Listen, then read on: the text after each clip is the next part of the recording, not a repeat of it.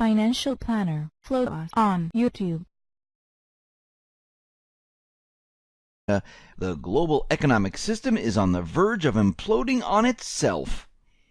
Let's get into the economic collapse financial news.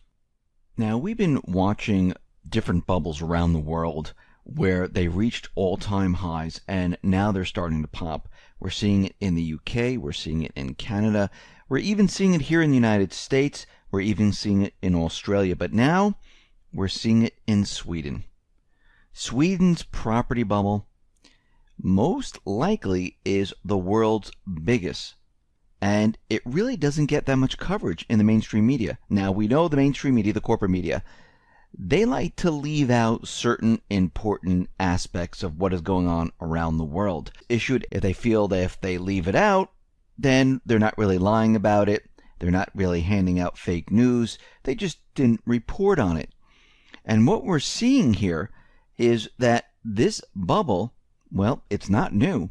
In March 2016, Moody's issued a very explicit warning that Sweden's negative interest rates were propagating an unsustainable housing bubble. Now, this is very interesting because we are seeing the same type of housing bubbles occur in the UK, Australia, throughout Europe, seeing it in Canada, the United States, and it's happening everywhere. And what we're seeing right now is that this ultra-loose monetary policy, well, they've created all the departments, and this is what central banks do.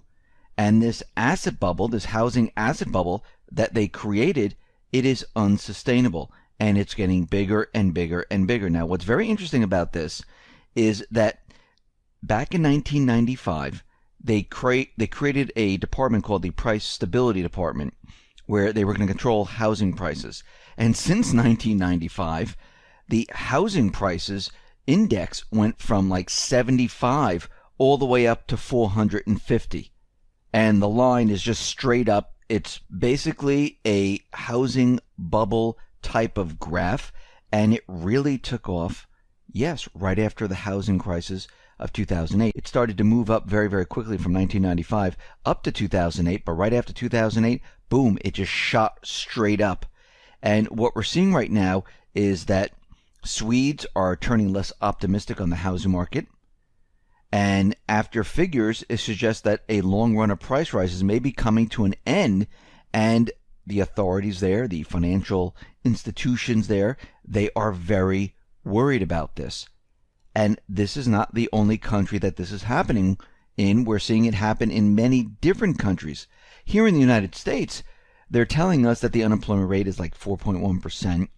And if this is true, why is everything contracting? Retail is contracting right now. They're trying to, convince us, and we'll talk about this in a minute, that retail is doing fine and we're seeing an improvement. But we'll get into those numbers in just a bit. But think about this for a second. As unemployment came down, and they're telling us that we're at full employment and everyone has a job and everything is great, why have the real average hourly earnings declined for 3 straight months in a row?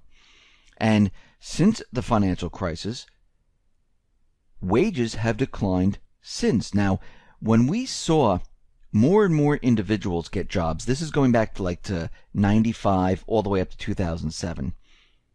More people were getting jobs, and people had jobs, and to entice people to move over to these other jobs, well, they had to pay them more because there was no one out there. Right now, they're telling us that they can't find people to fill these jobs. We should see wages increasing, not decreasing. And we don't see that. We see the opposite happening. And if everyone has a job and the unemployment rate is at 4.1%, I don't care if they give us 2%. We know this is a manipulated number. We already talked about how this is done. We would see retail expanding. We would see a 1-to-1 ratio that the brick and mortar sales are moving to the online sales. And they would say, holy crap, the entire retail market, it is on fire. We're not seeing that. What we're seeing is the brick and mortar stores implode on themselves, and it's not translating to the online sales area. A little bit of it is, but not much. Now they're trying to convince us that retail is doing better. Now September, they revised the numbers. The retail numbers came at 1.6. They pushed them up to 1.9%. And now they're telling us that retail is growing by 4.6%. Remember how the government gets these numbers. These are not numbers directly from the retailers. They make guesses. And if they don't like what the retailers actually give them, they change them. And think about this even further. We're having store after store declare bankruptcy. We're having stores closed down. Radio Shack gone. JCPenney's closing down. Macy's closed stores. Limited closed stores. Aeropostale closed stores. All these stores are closing. We're not seeing a one-to-one ratio where all the sales are now moving to online. They're telling us that since, 2015 to right now, retail sales are doing better than ever. Does that make any sense? No, it doesn't. This is fake, phony, and false. When a store closes down and they are no longer making sales and they close down, let's say, in March, what the government does is they take these numbers and they spread them out over the whole entire year. And they make it seem like that they're still making sales. And remember, gas sales are included with this. Automobile sales are included with this. And people aren't using their own money to purchase automobiles. They're taking out loans. And we know what's happening with the automobile market. Well, that's starting to stall.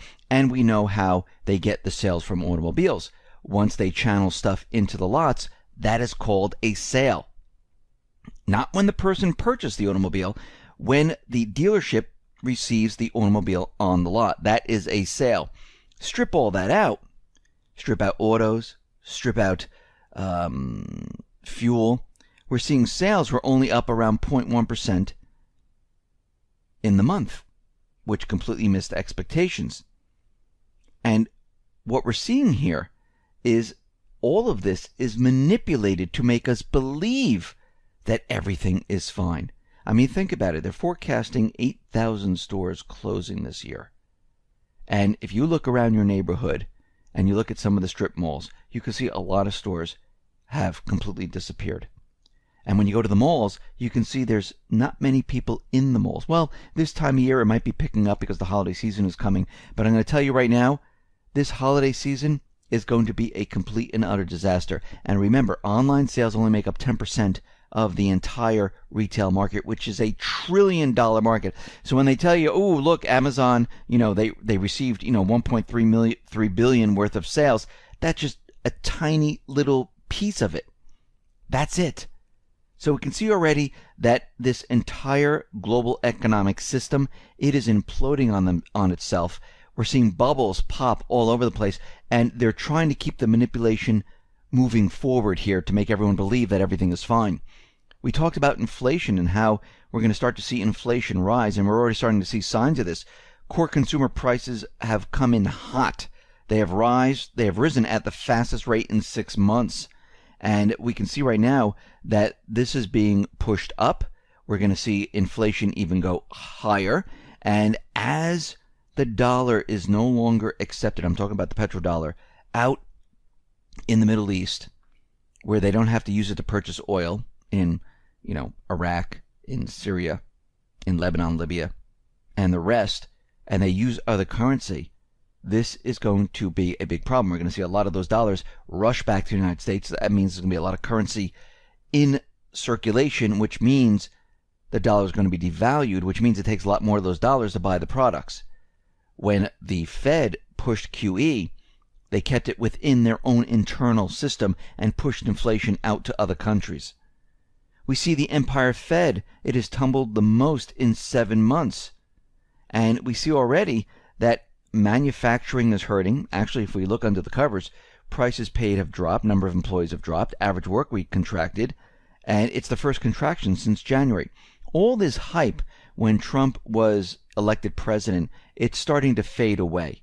And here we are entering the holiday season. We had a terrible housing market for the summer season. We're heading into the winter. It's going to get worse.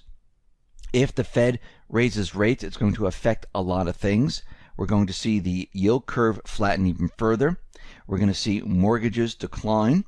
We're going to see automobile loans decline. We're going to see a lot of things hit at once. And all the bubbles around the world are starting to pop. And like I said, the central banks, the Fed, the ECB, they're stuck. They're backed into a corner. They can't raise rates. They can't lower rates. They're already doing stimulus. So they need something else to happen here to explain why the economy is falling apart. And they just might have that event ready to go. So you need to be ready and prepared. You need to be stocked up with food. You need to have cash on hand. You need some gold and silver. You need water. You need a weapon to protect yourself and your family. You might even, if you can afford it, take on some more food to help your neighbor. And this is not about scaring people. This is about being prepared. I mean, if I told you there was a hurricane coming or some type of disaster headed our way, storm, earthquake, and I told you to get food, told you to get water, you would do it because you said, okay, look, I could see it out there. It's far away right now, but I better prepare. I better have all these things ready. That's all I'm saying. Let's say this doesn't even happen, or the storm doesn't even hit. Well, you have extra food, you have your cash, you have your gold. You really haven't lost anything. You can use all of this, but you're going to use it later on because the storm is coming. The system is breaking down. It's collapsing very, very quickly. Yes, the corporate media is not reporting on it. Everyone's pretending everything is fine. They did this back in 2008. Everyone pretended everything was great.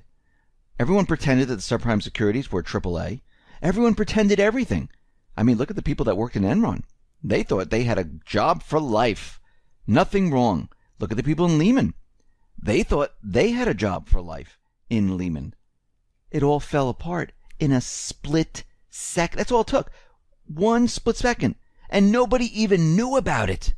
They had no idea it was coming. 2008 crisis, many people had no clue. I'm talking about millions and millions of people had no clue what was coming. They were still purchasing homes, speculating. And the whole thing just fell apart in a couple of seconds. And no one knew what to do.